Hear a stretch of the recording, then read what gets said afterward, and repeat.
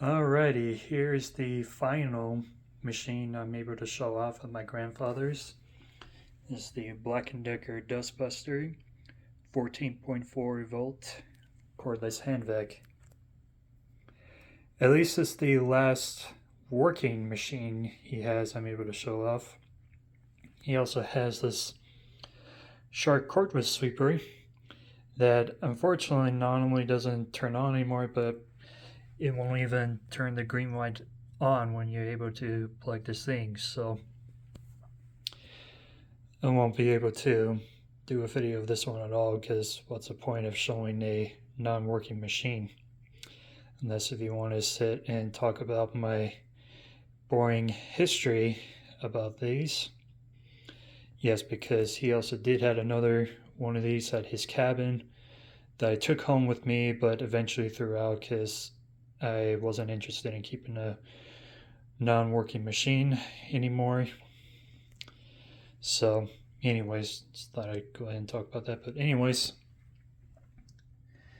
this is the last machine he has I'm able to show off that works. So, brief history about this. Of course, he had this since brand new. He also had another one of these as well, kind of like he had two of these Shark cordless secrets, although the other one he had before was just like this, but it was blue. And that one was originally from at the cabin. And then that machine, well, actually, before I go deep into that, so we went back to 2004. So the original Dustbuster he had up there is, if you hadn't watched my vacuum collection chapter 2, it's that white and green cordless dustbuster. That was the original dustbuster from the cabin. I took that home just because that one didn't work anymore. Only reason I had it was just because I had some nostalgia with that machine, and I'll later talk a little more about that one as I progress through. So that got replaced by one of these, but it was blue, but still white. So, and then eventually that one got replaced by a Shark, which I'm pretty sure I've shown off from the Dyson V7 video. And then just recently, not too long ago, that Shark got replaced by the gray Black & Decker Lithium, due to my accent, that's how I pronounce that. And that's what he was using up until now, because his cabin just recently got flooded, so I'm not sure that machine still even works or not, because I know water definitely dripped and got into that machine. So if it works, great, but if not, he's expecting to get another dustbuster. So back to this. So this dustbuster replaced another one that was here before. It was basically the same thing as that white and green one that I talked about earlier, but instead of green, that one was actually blue. And I believe it was one of those ones that had like a battery pack in the back to where they can easily be swapped out. Not like a battery pack like you see on a cordless strip, but like two battery things that you can just take out and swap off and put new ones on and put back on. It's like replacing batteries on other disposable things. So he had one of those before, and I'm pretty sure this is what replaced it before. But other than that, I don't know what else he's had before that.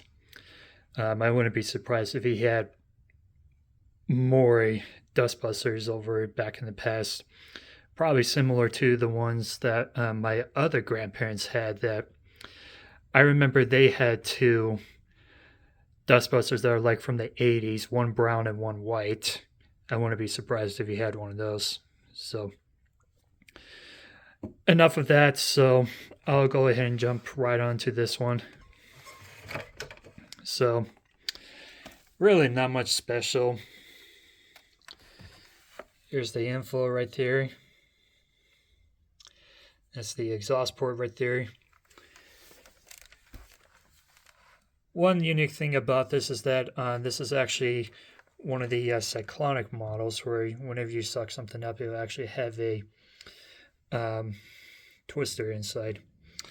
And I think this is like one of those filter cleaners or something like that. I'm not really too familiar or would even care about dust busters, but I think that's what it was.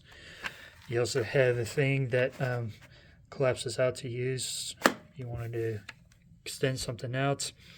This right here is where you can take out the canister and empty it. It's kind of hard to do with one hand, but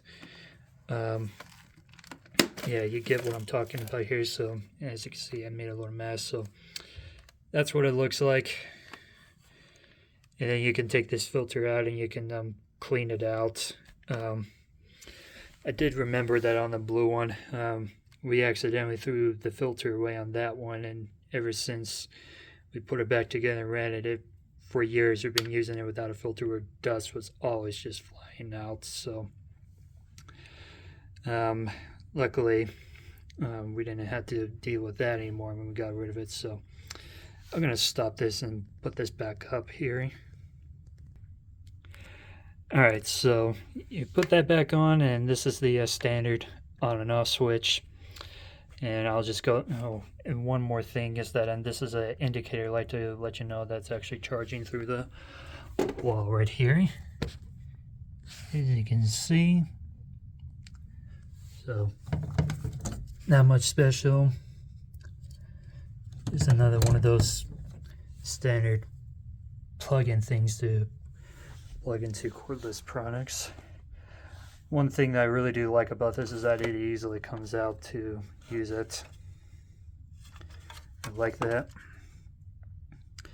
And you do have the option, if you wanted to hang this up on the wall.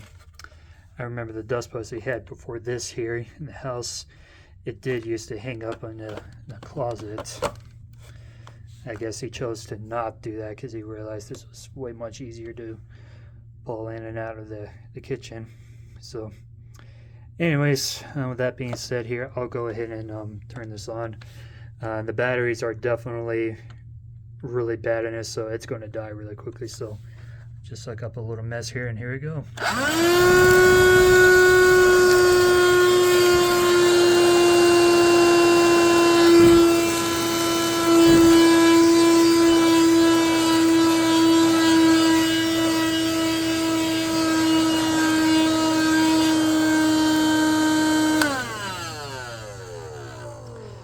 Another thing I don't like about this machine is that I can even feel air coming out of there. So this is definitely a very poorly built design where air would just be leaking all out of here. But overall, I'm just really not a fan of dustbusters myself. If I really wanted a cordless hand vac, I'd rather just have something that would just have replaceable batteries, because unfortunately these batteries can't be replaced and you just have to buy another machine, which I really don't like to do, but it is what it is in the market today. So anyways, thanks for watching and hope you enjoyed.